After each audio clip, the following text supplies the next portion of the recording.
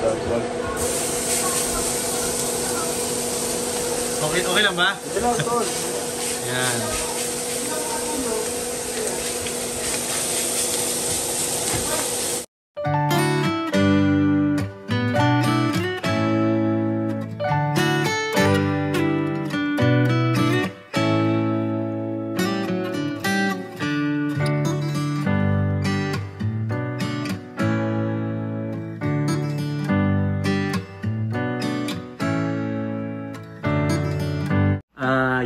Nagbabalik na naman ho tayo, ano? Kung saan ho kayo naroroon ay magandang umaga, magandang tanghali at magandang gabi sa inyong lahat, ano ho?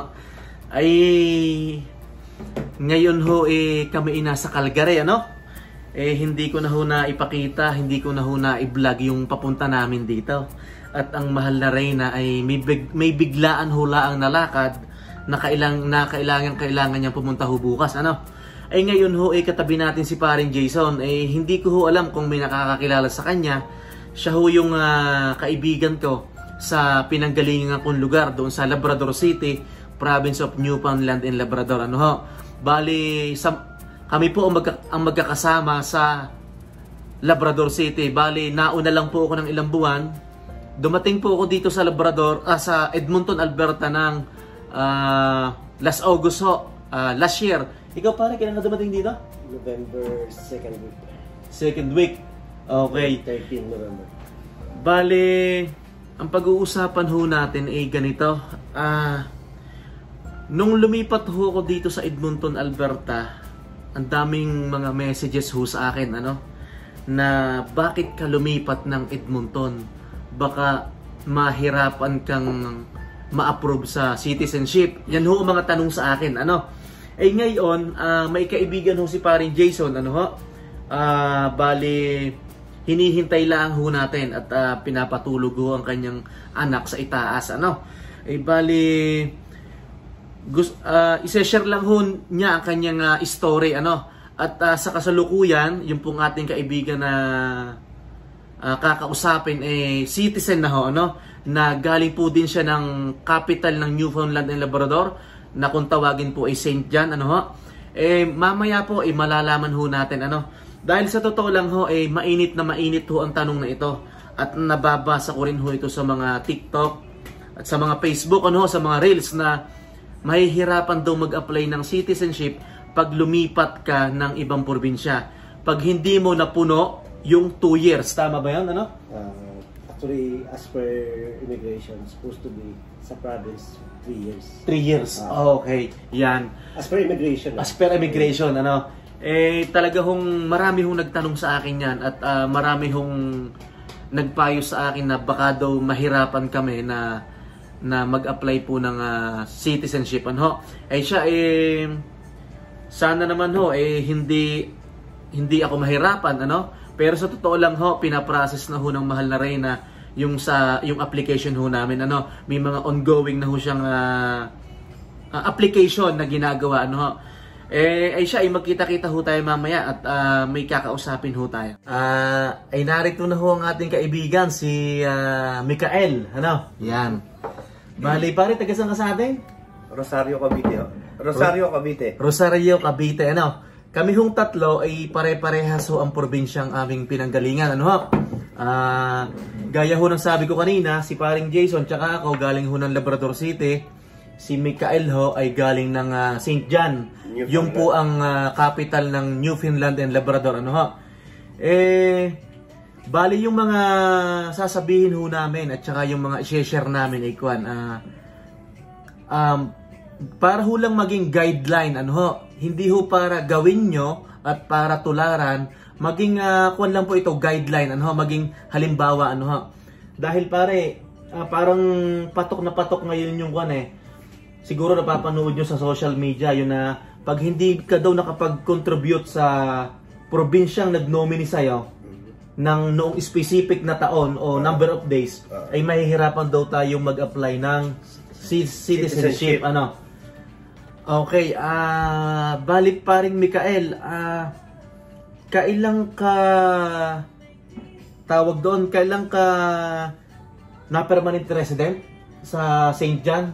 Base sa pagkakatanda ko by March. March. March ng 2020 na-issued yung COPR ko.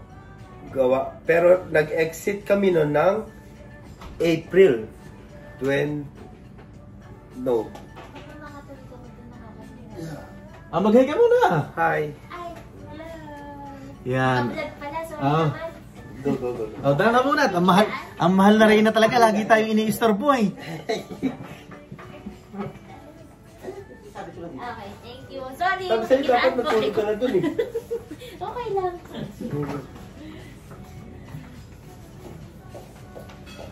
Puwasa ka doon sa kwarto, Paul. Set up ka doon. Yeah. Ayun.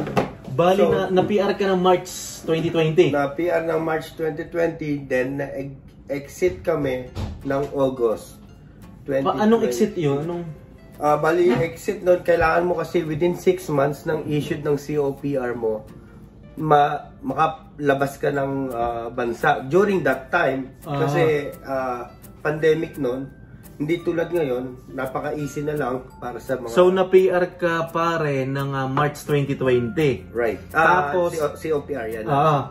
Tapos, lumipat ka ng Calgary, Alberta. Ng July 2021.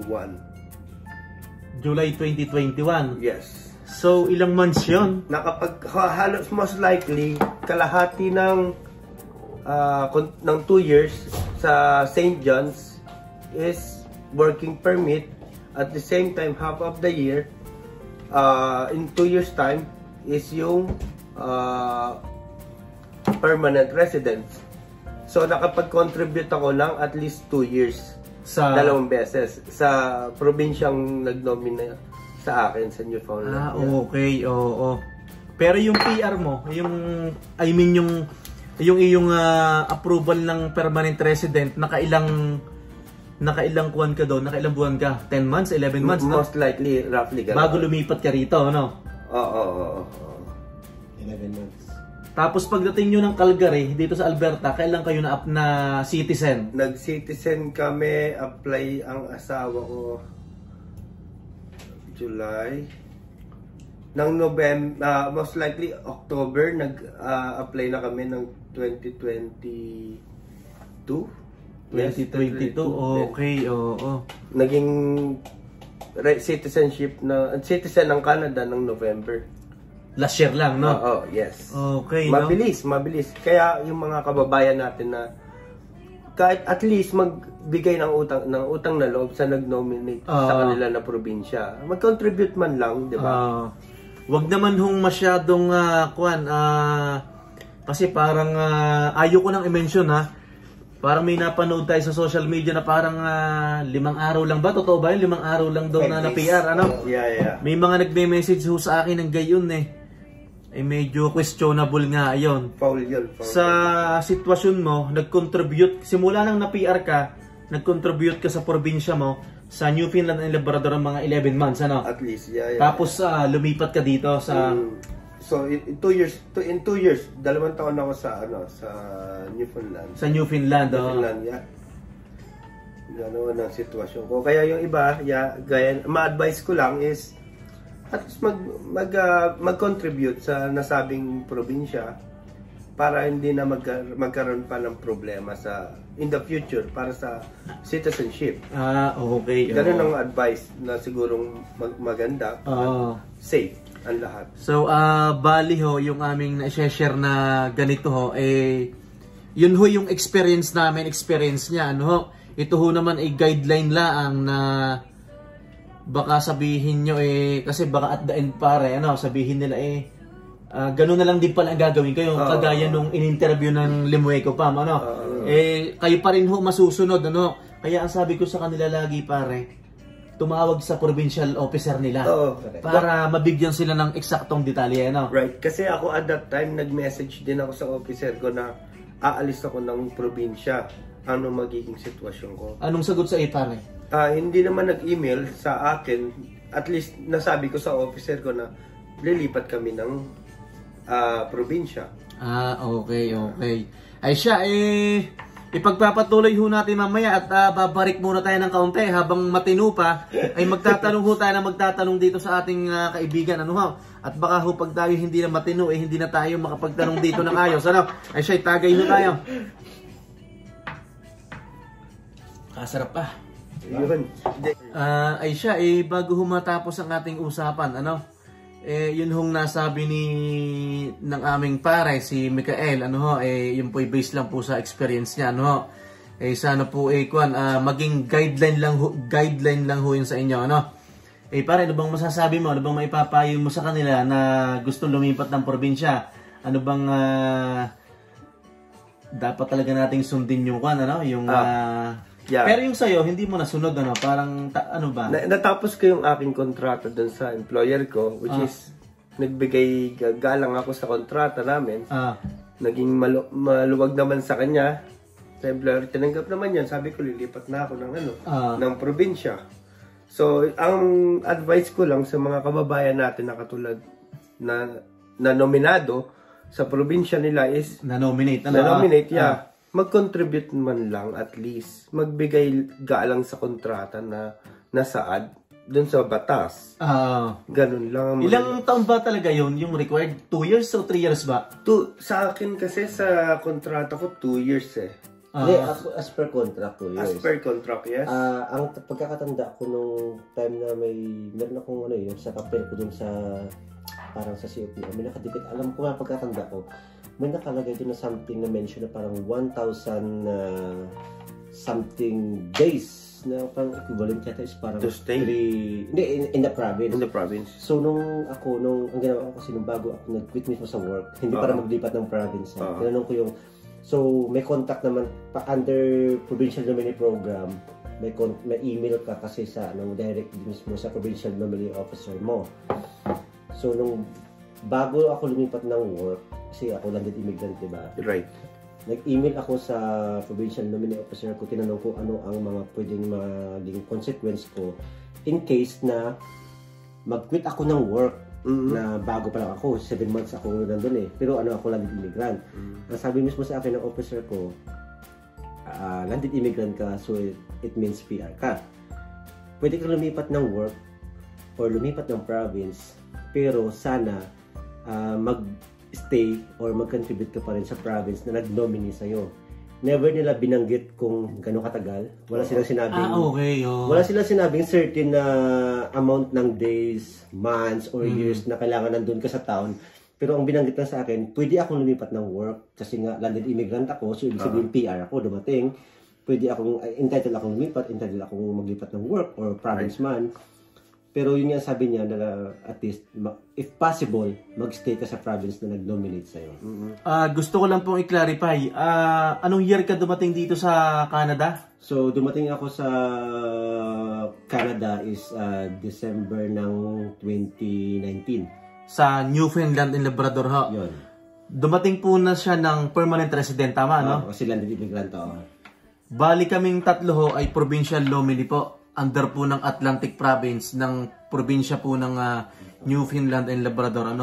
Dahil sa totoo nga lang, noong nagsimula ako mag-vlog ng paglipat dito, ang daming tanong na hindi po ba kuya makaka-apekto?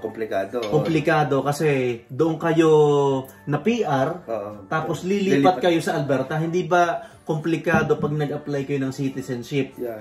So yung nangyari sa'yo, parang 11 months ka pa lang na PR, lumipat ka na agad ng Calgary, tama, ano? Right. Pero, na-citizen ka. Na-citizen pa rin ako ng last year, November. November Okay. 2022. So, yun po yung experience ni paring Mikael, gaya po ng sabi ko kanina, sineshare lang ho namin, bale, ito lang po maging guideline sa inyo, kasi hindi naman po pwede na napanood nyo tong vlog na ito, pwede nyong at the end sasabihin na parang i-blame na. Parang i-blame nyo kami na napanood namin na pwede pala yon. Much better ho, tawagan nyo ho yung provincial officer, Right. na email.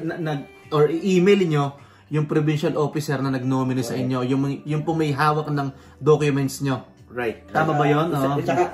Tsaka minsan yung hindi ibig sabihin na yung experience ng isang tao sa application niya, kung sinwerte siya ay magiging swerte mo rin. minsan nasa officer din na nag-handle yung application. Sa background check. Kasi nagba-background check pa rin niya eh. Kasi sa totoo lang, may mga message sa akin na dapat maka 2 years ka munang PR sa probinsya bago ka lumipat ng ibang province. As PR. As PR. Kasi merong calculator yun. Right. Physical count na as a PR ka. Either lumabas ka man o hindi. May certain days as per sa process. Pero siyempre, may mga taong tulad ni Paring Michael na swerte. Siyempre, nung hindi naman siya naka-accumulate ng let's say 3 years sa province na bumili sa kanya, pero at least na citizen siya. Pero it doesn't mean na yung situation niya, magiging situation ng ibang tao rin na, alam mo yan. So, tsaka napansin ko dito sa Canada, yung pa iba-iba ang rules, no? Right. Pwede nung time mo is maluwag, ano? Correct. Yung sa mga susunod, humigpit na, ano? Humigpit, ganun din talaga. So, mas mabuti ho na kung ano, may sasuggest ho namin, mag-email kayo doon sa provincial officer nyo or tumawag kayo at least para mas klaro, ano ho? Officer or immigration pa rin ang nakakaalam ng tamang sagot sa mga tanong. Right. Especially sa mga ganyan. Hindi, so, pwede mo magiging basihan ang experience ng ibang tao pero wag mong gayahin kasi hindi naman applicable sa lahat. Sa pareha. So, iba-ibang sitwasyon. Bali sa nagtatanong ho kung ilang taon na ho ako doon sa Labrador City, parang hindi pala parang sigurado ako na nakamahigit na 4 na taon na ako doon.